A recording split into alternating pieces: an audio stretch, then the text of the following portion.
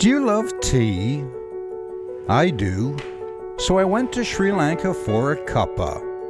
I had cuppas in the low, mid, and high countries, and in fact I even attended the Dilma School of Tea.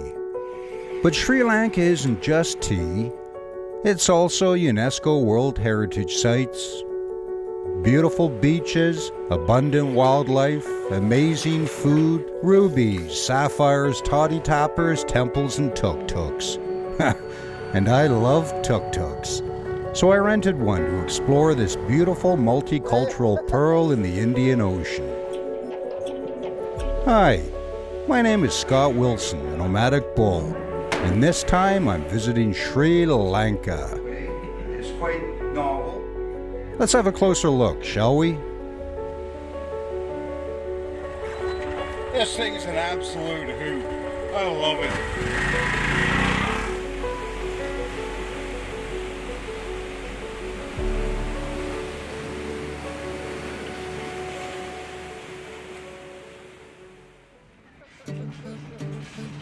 We'd covered a lot of tea and tea-related topics since I'd arrived in Sri Lanka.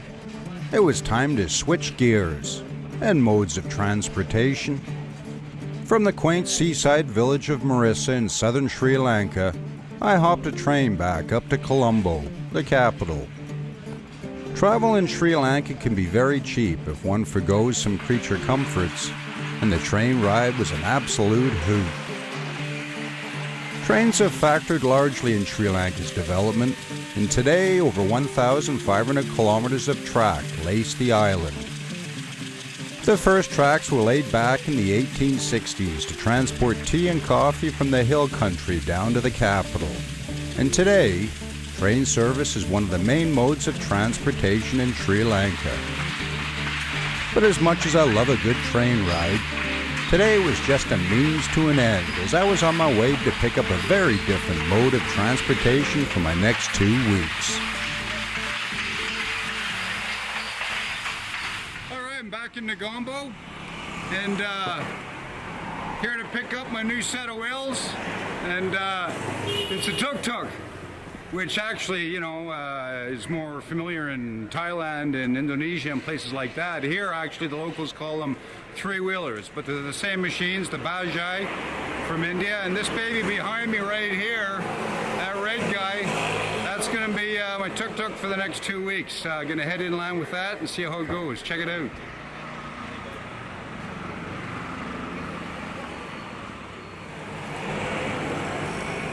Hello. So this is Rocky. Rocky, and so pick and go is your business? Yeah. Yeah? My business. So how long have you been in business for? About 9 years. 9 years? Yeah. Please give to chance to drive to them. We have to side, please. After the bus, you can start your journey again. So you're saying if I see a bus in the rearview mirror, Yeah. pull over and let them pass me? Yeah. Because they're fast. Yeah, they're fast and they are really attacking. Crazy. Yeah, attacking. Yeah, attacking. Yeah. I like that. That's a good word in Sri Lanka. Welcome to the Tuk Tuk. From Negombo, we made our way to Kandy, back up in the hill country. At first, I was a little wobbly behind the controls. Traffic can move fast in Sri Lanka, and the rules of the road in Canada bear no relation to the rules of the road in Sri Lanka. But man, was it fun. We arrived in Kandy in late afternoon and found a cool hotel to recover from our first tuk-tuk adventure. Okay, so we arrived at, God, it was around 9:30 at night, and Santush is one of 3 brothers? Yeah. Okay, so a very interesting story here because the Sunray Inn is family owned. And your father started this 28 years ago? Yeah, pretty much. Yeah. You told me he started with 2 rooms. He corrected me and he said 1. Okay. Yeah. So, but 28 years later, he's up to 18 rooms. And his 3 sons, you and your 2 brothers, are helping him out. Yeah. Yeah, absolutely amazing story. So next time you can will see some more different. It'll be 20 rooms. Maybe. Maybe. All right, this is good. The nice thing here as well, though, is we are in Kandy. You were born in Kandy? Yeah. Yeah. So you're, do we call people from Kandy Kandians? Candians, yeah. Candians, okay. And I was talking to Santush earlier, and he was saying that a lot of the art on the walls depicts local, it's local, done by local artists, correct? Correct. And I absolutely love these Candy art. Candian art. Yeah. And they are paintings? They are paintings, hand. Yeah. Okay, this one up here on the wall, I'm just, It's a Candy Parahara actually. The position is happening in August. in August. Yeah. Okay. Every year August it is happening. So, and that you say they bring the relic of the tooth Yeah. out Then they go on position around the streets. around the streets? Yep. There are a lot of things to do in Kandy, but if truth be told, most visitors go there to visit the Temple of the Tooth, and that was our next stop. This whole temple complex was built, as the name might suggest, around a tooth. Buddha's tooth, to be exact. The story goes that the tooth was taken from Buddha while he lay on his funeral pyre. It was later smuggled into Sri Lanka in 333 AD by Princess Hemamali, who stashed it in her hair and fled India as her father's kingdom was put under siege by Hindu armies. The temple and grounds are magnificent, and it becomes Sri Lanka's most important Buddhist shrine. The tooth itself is housed in a beautiful inner shrine flanked by elephant tusks. We timed our visit so we could take in the evening tavava, or service. The tavavas are carried out 3 times a day, and during each service, monks enter into the inner chamber with offerings for the sacred tooth relic, which symbolizes the living Buddha.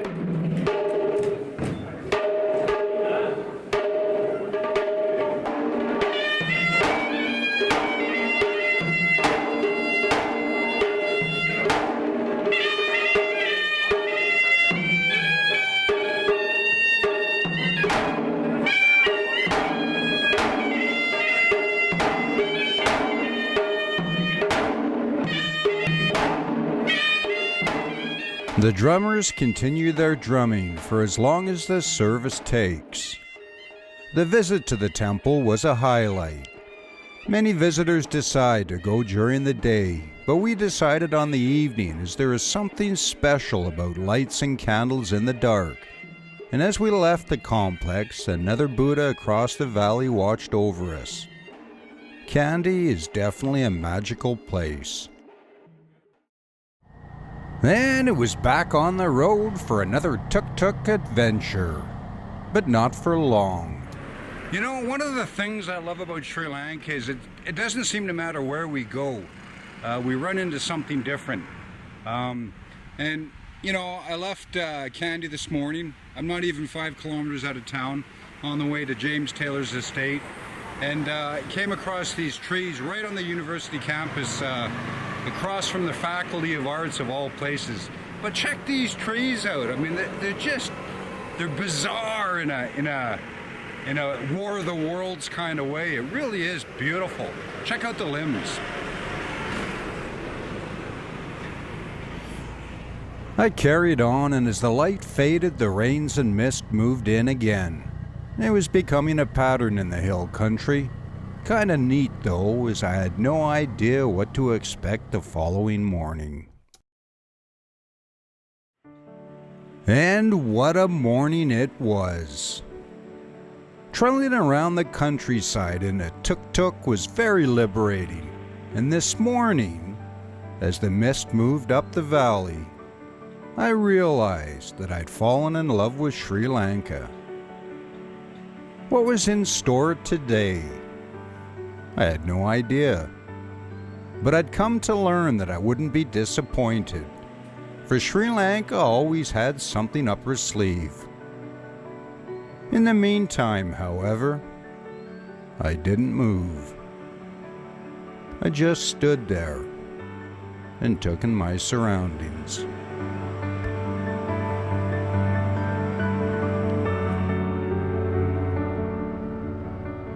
Tea, winding roads, carpets of green, and water everywhere.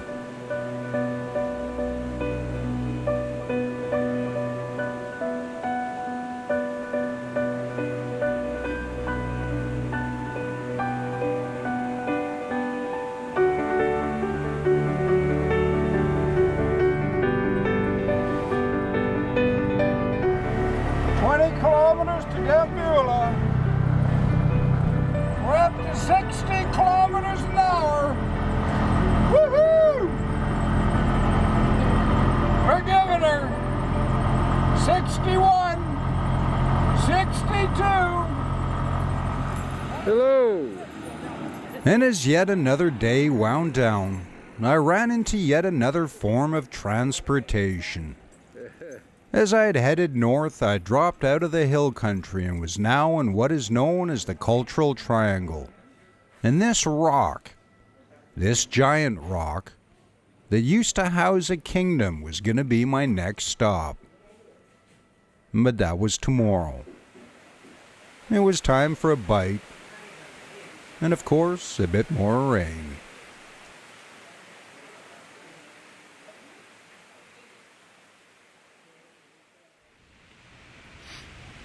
All right, here we are in Dambulla, and I'm going to climb the steps to the Cave Temple.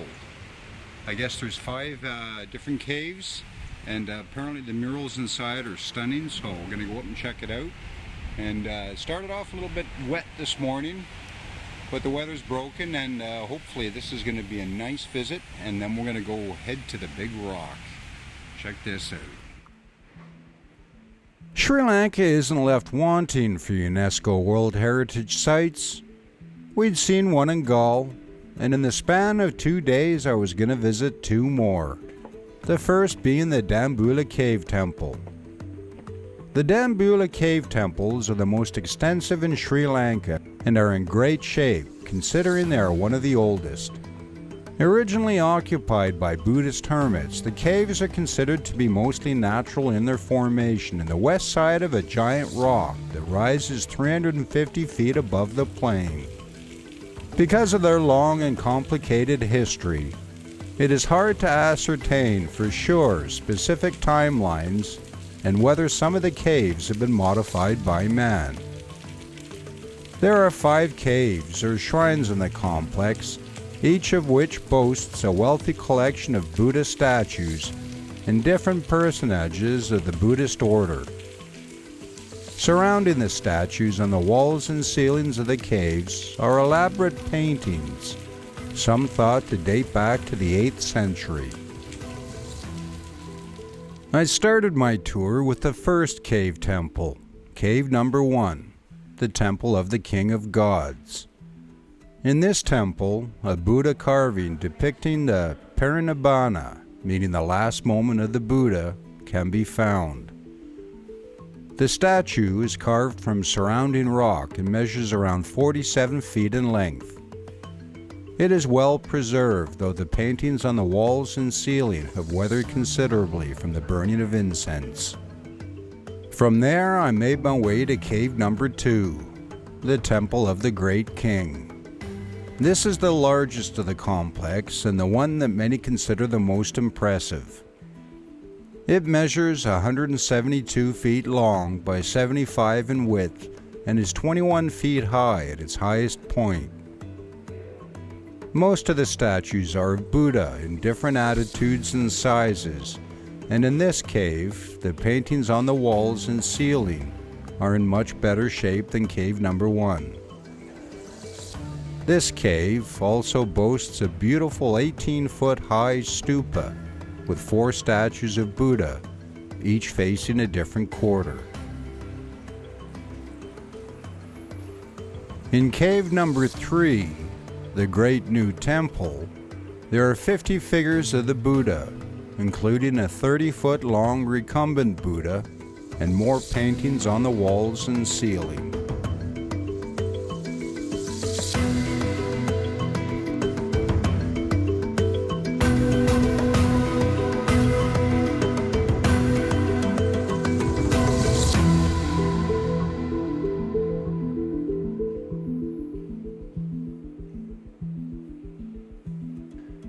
In cave number 4, or the Western Temple, there is a beautiful figure of the Buddha sitting in the posture of meditation.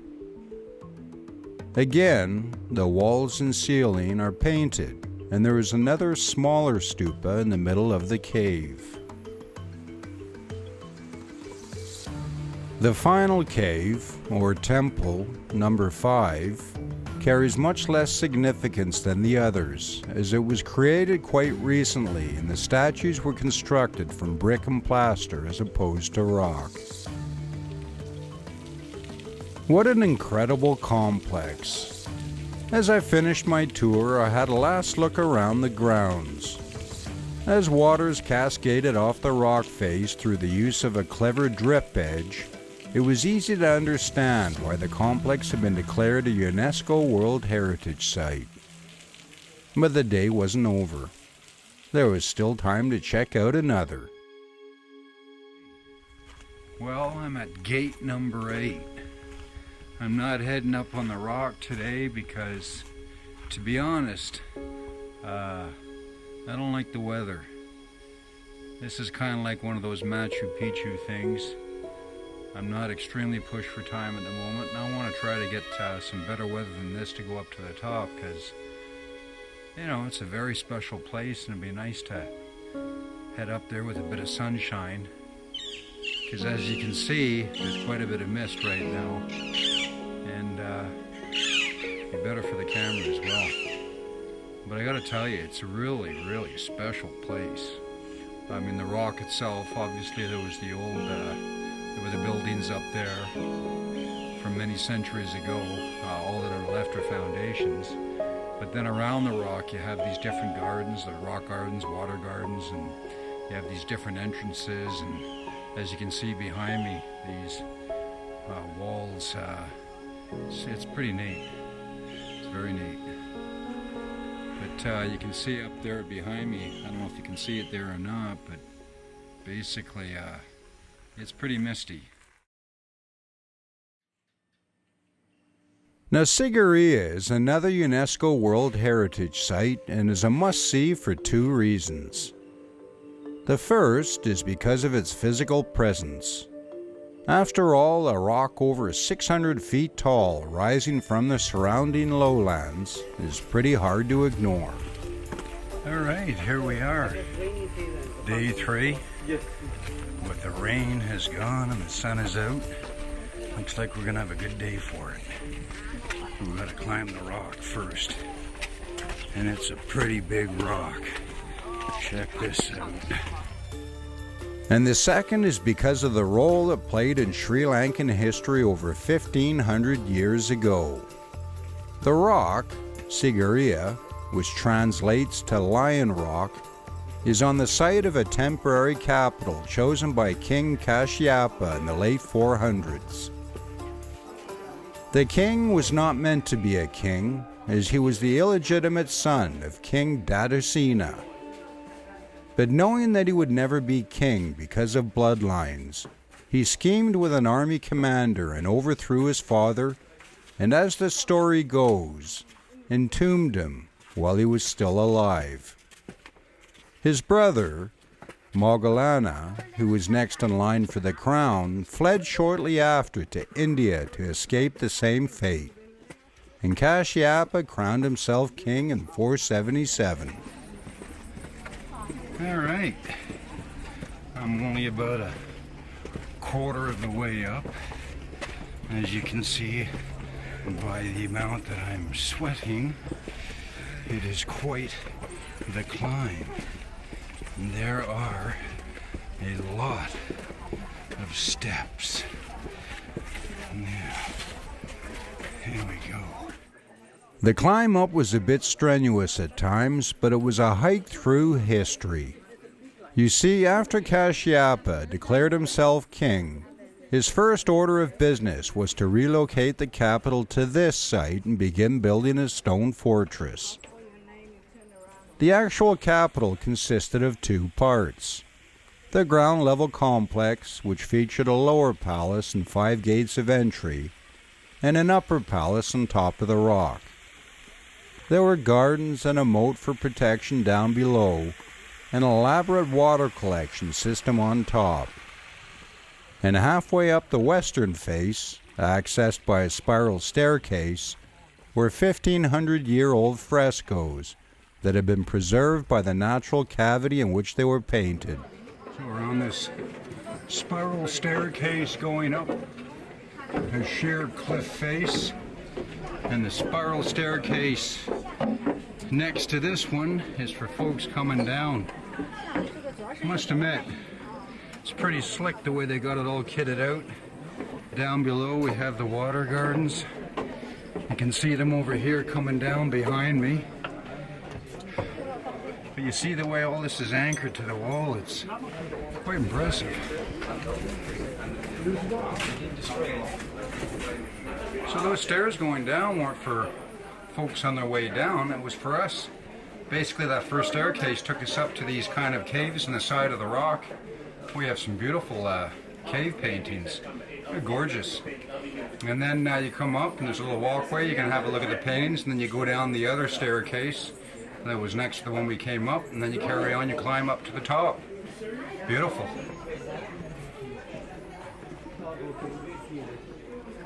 After descending from the frescoes, the path winds around the side of the rock and climbs again to a small plateau about halfway up the rock where two giant lion's claws flank the gateway to Sigiriya. From there it is straight up the side of the rock to the top. Today, a modern structure of metal stairs and railings guide tourists up and down the face.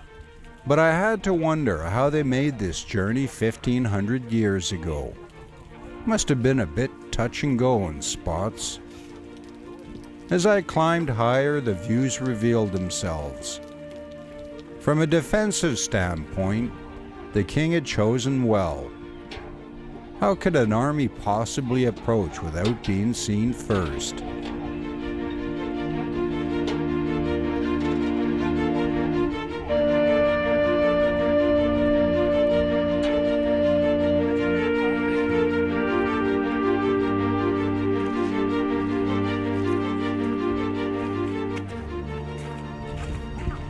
All right, here we are at the top, the summit of Sigiriya. Sigiriya, you can't pronounce it, but it is quite the hike. About an hour and 10 minutes to get to the top, and you can see everything. Views are incredible, absolutely incredible. Yeah. So I'm gonna head down over here because there's a little rock that's right on the edge of the outcrop, and you can look down and see the hotel where I'm at. All right, here we go. What a bizarre setting. I mean, looking around the countryside from on top, the hills can be seen gracefully edging into the skyline in all directions. But I was standing on a giant boulder. I mean, technically it wasn't a boulder, but it looked like one that had been cast down from the heavens to provide a safe haven for a king. There was nothing graceful about it. It was massive, it was blunt, but it commanded a presence over the lowlands, and the fact that all those years ago, before there were metal walkways and spiral staircases, people scaled these vertical rock walls and built a fortress on top of it was hard to fathom. I had a hard time wrapping my head around the scope of this story. Many cultures have built defensive structures on high ground, but the logistical demands of transporting food and to a lesser extent water to the top of the rock must have been hard to deal with. I love places like this. Places that provoke reflection of past societal priorities. This particular location wasn't picked because of clean air or transportation links or as a trading hub. It was picked from the most basic of paranoid instincts of a guilt-ridden king: survival. In the end, the Lion Rock didn't save him, however, as his half-brother returned from India in 495 and defeated him in battle, and the capital was moved back to Anuradhapura. And that was Sigiriya. 9 o'clock, 11 o'clock, 2.5, 3 hours. Beautiful, beautiful. Although, having said that, You can walk the grounds, obviously, and spend much, much longer here, but checkout time at the hotel, 12 noon. Gotta go. Yes, checkout time, 12 noon. And so it was off to my next stop, Trincomalee on the northeast coast, home to one of Sri Lanka's 2 natural deep-water ports, an old Dutch fort, and a place where the locals outnumbered tourists on the beach. Looked like fun.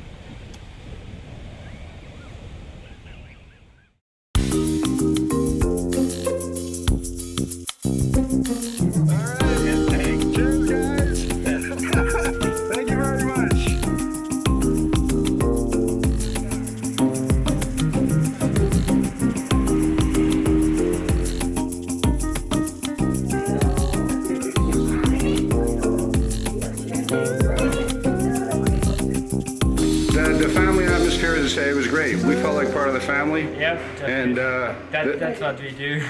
yeah, and the deviled chicken was incredible. Well, next time when Yeah. you come to Sri Lanka, you can always, Order it just pop in. again. Yeah, definitely.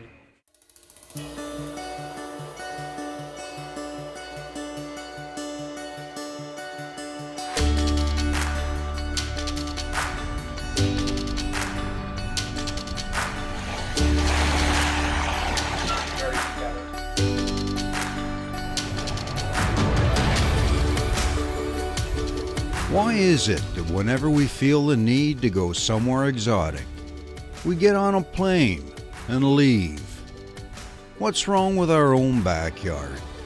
What's wrong with Vancouver Island?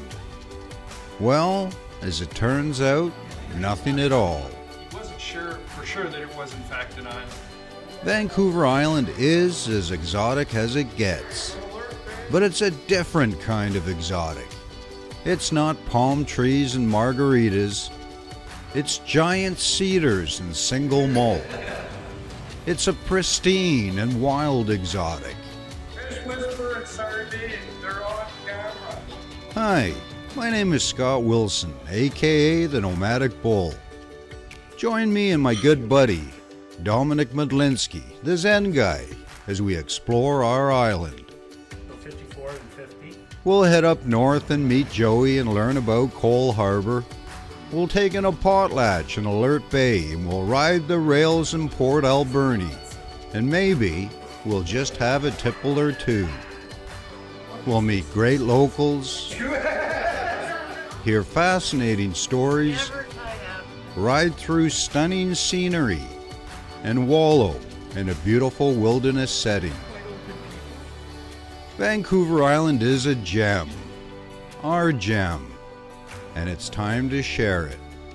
This is Changing Landscapes Vancouver Island. So here's the Nomadic Bull and the Zen guy. And the acting base commander for CFB Esquimalt today. The museum is open to the public Monday through Friday, 10 till 3:30. And admission is by donation, well worth it. Go and check it out.